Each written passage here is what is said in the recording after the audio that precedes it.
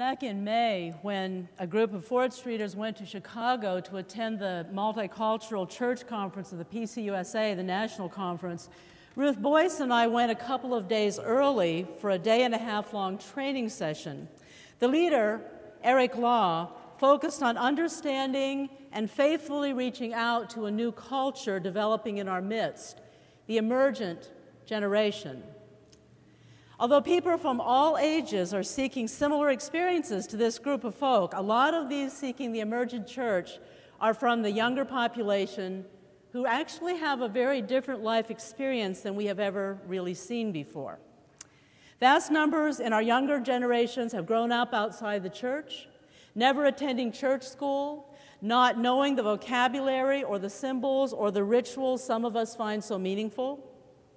In our post-denominational, even post-Christian era, these folks know the church only from what they see on TV or what they discover on the internet. Christianity is just one among a vast array of religions.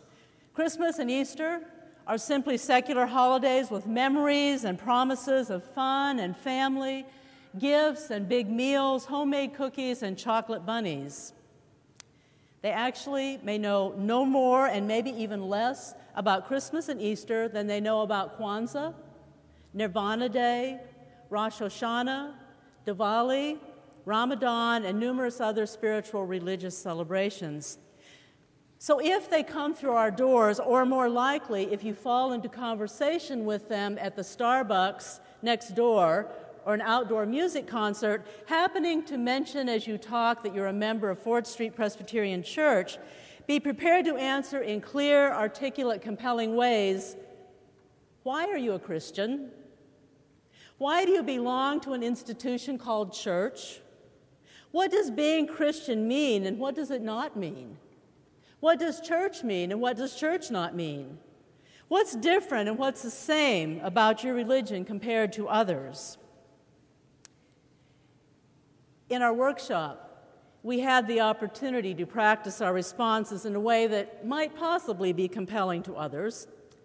Now, I have to say that Presbyterians, I think, tend to get a little anxious, a little nervous about this because some of these activities we tend to call evangelism, which often raises our anxiety in the Presbyterian Church a fair amount. And besides that, it requires us to talk about our lives of faith. And a lot of Presbyterians don't like doing that very much. We haven't had a lot of practice, and we're not too comfortable sometimes. Now, there was a catch to this exercise of explaining things that we often take for granted, and the catch was we couldn't use religious words. Nor could we assume that the other person we were talking to knew anything about the Bible, Jesus, Christian tradition, or church. If we spoke to our target audience the way we usually talk about these things, it would have been like a strange language they simply did not understand.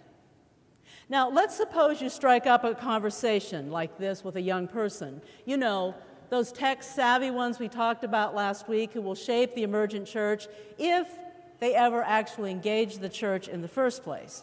The ones that are also searching for meaningful spiritual experience wherever they happen to discover it.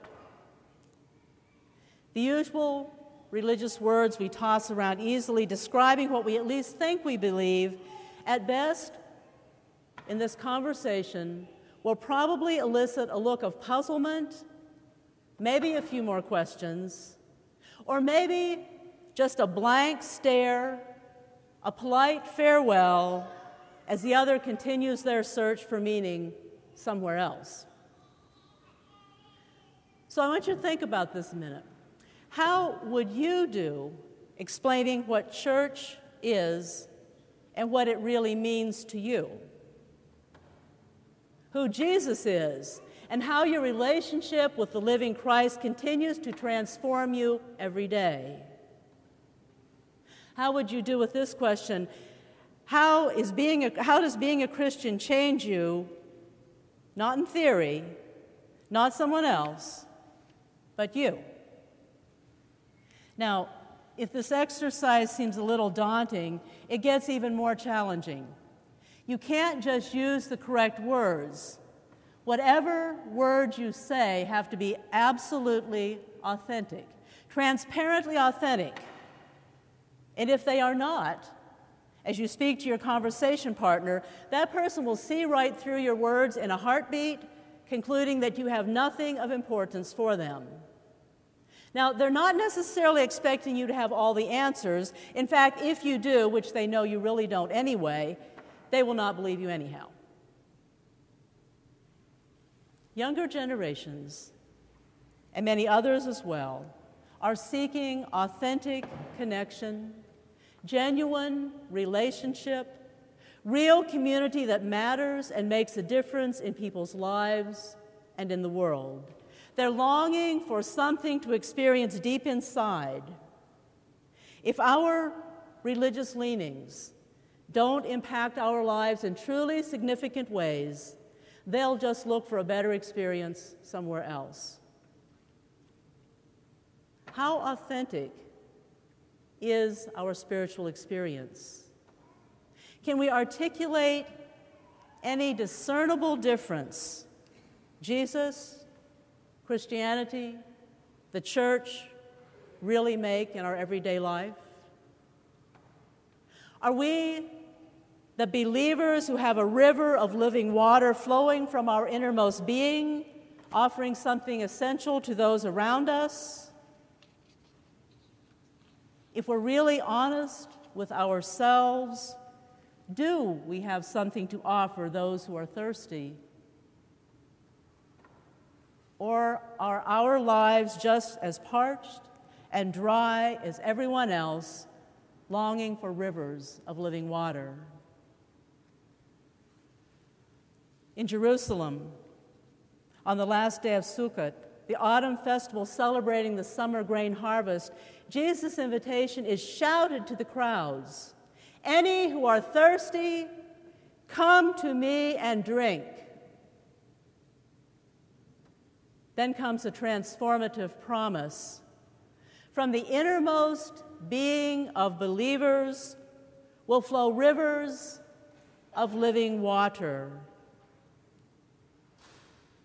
Now, the dry lands where Jesus roamed, the people that lived in those dry lands knew that this invitation and this promise was significant, perhaps having a larger meaning than for us who just simply go to the water faucet and take what we want. These people know how precious water really is, and they understand thirst.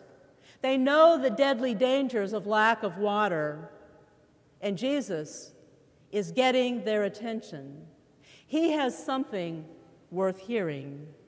This living water about which Jesus speaks is God's active agent in creation, divine spirit, present from the beginning of time, on the move everywhere, ready to move into the innermost being of all those who were standing around Jesus.